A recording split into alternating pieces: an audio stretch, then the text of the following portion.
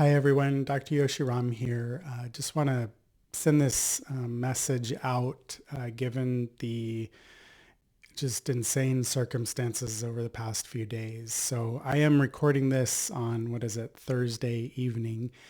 And obviously the last few days have just been like this unprecedented situation. And so I just want to, first of all, want to send out my condolences to everyone who has been affected by this, which I think almost everybody's been affected. But, obviously this ranges from people's safety and injuries to homes lost or personal belongings suddenly lost. A lot of people maybe they didn't lose their dwelling, but have evacuated. Many people have had to evacuate multiple times. And then just all the psychological stress of everything. So again, this is again, unprecedented for Los Angeles region. And I know many people who have lost their homes, like personally, I know them. And so, yeah,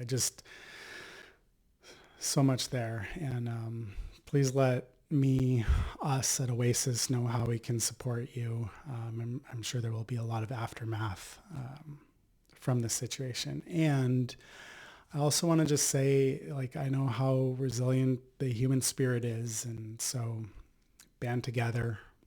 This is where community and connection really comes in handy. And so a few kind of other items. We did have to close the office because our staff was so decimated. So we closed on Wednesday and Thursday. And we are open tomorrow on Friday, January 10th. We will be open. However, our internet is down and our phone system is down. So we have secured a temporary cell phone. Check out the number to call the office, until our real phone system is back up. And also keep in mind this phone will be, we'll try to answer it 8 to 5. I have no idea when Spectrum and their gas situation and internet situation and phone system situation will be back up. Our phone system is tied to the internet. So I don't know if that'll be, maybe by the time this is out, our phone system is back up. But apparently I've been told it just rings and rings and rings. Seems like some of them have gotten through to me though. So I'm not sure. But anyways, check out the new number, or at least the temporary number. Keep in mind it'll be answered from 8 to 5.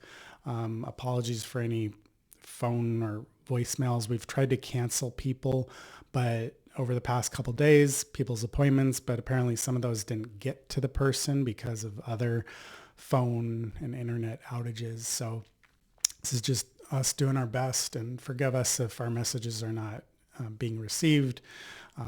We're doing our best. We will continue to try to do our best. So yes, we will be open. Please call the number, or you can try our office number. Eventually it'll be up. What else? So EBOOs, IVs, provider appointments will be available. And so I also want to address smoke. Smoke, I have already gotten this question via email, and I know this question will come up over the coming days. Obviously, safety comes first, right? So don't worry about the smoke. Just go for your safety always. And yet the air quality is really crappy. And so I think most people know the signs of acute smoke poisoning of the body.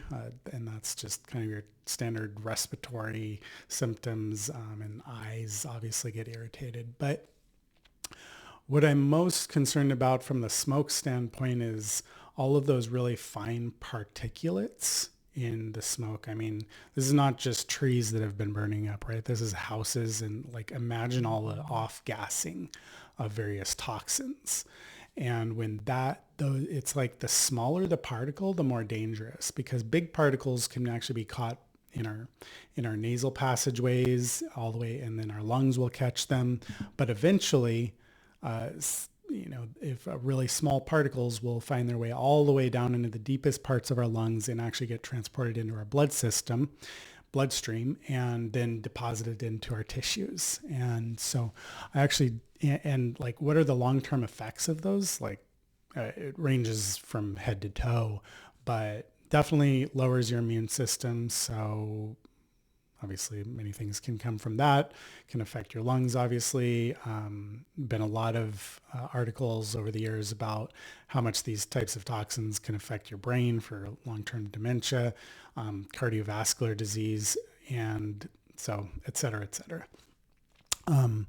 Some of those, I actually, excuse me while I look over at my notes, because I did look it up, and the particulate matters may contain a cocktail of chemicals such as aldehydes, acid gases, sulfur dioxide, nitrogen oxides, polycyclic aromatic hydrocarbons, or PAHs for short, benzene, toluene, styrene, heavy metals, dioxins. A lot of those are things that I test in patients, and including myself. And we're all toxic in some of those to some extent, but this could potentially be a huge additional exposure. And so how do we mitigate that?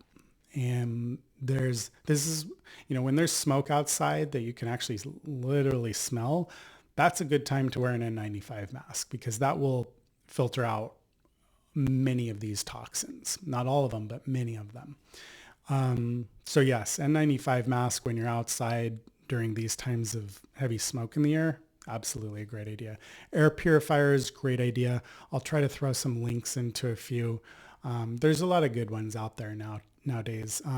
One little trick probably most people know about, but if you're inside and you can shut off, there's like a vent. There's an outside valve or outside vent valve on your AC unit. You can shut that so that you're only recycling indoor air, which typically you wouldn't want, because you do want some fresh oxygen and you want to get rid of the carbon dioxide that you breathe out. So, however, everything in balance, right? And right now you just want to make your indoor air as fresh and clean as possible. And so I would suggest shutting that valve, and hopefully you have air purifiers. If you don't, try to secure some if you can. And if you just want to think more long-term, again, I'll try to throw in a link if I get around to it. I don't know. I want to just get this video out. That goes for other products as well. And then stay indoors. If it's smoky outside, stay indoors wherever you can get the cleanest air. Now, in terms of how else to actually detoxify your body, assuming you have inhaled these toxins, things like zeolite, activated charcoal might help. Humic acids, fulvic acids probably help a lot. Glutathione is great. Nutrients in general are great.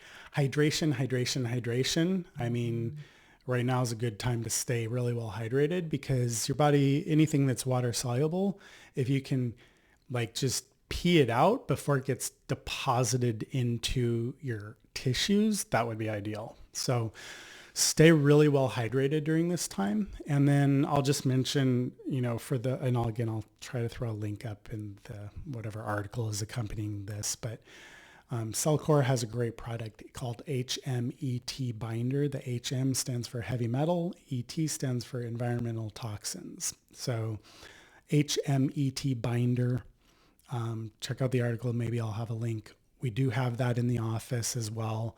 Right now, I mean, I'd be doing maybe 1 or 2 capsules 2 to 3 times a day.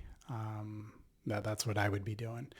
And then glutathione is the other just heavy hitter. It would be great to up your glutathione levels currently. It's our body's main antioxidant, main way of detoxing itself.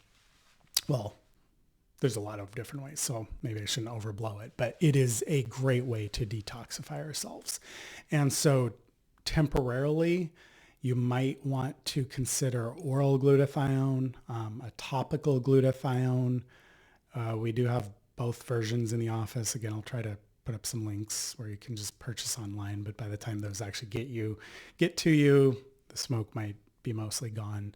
And then IV glutathione as well. Or in our office, we do an IV Myers, which is vitamins and minerals, basic vitamins and minerals, plus glutathione right at the end. So those are all great options. HMET I love, and then glutathione in whatever way you can get it in. Okay. I think that's all I want to say. Yeah. So we are open now. Call the special number if you can't reach us through our normal office number. Keeping in mind that it's just one phone that we have. We'll do our best to answer it.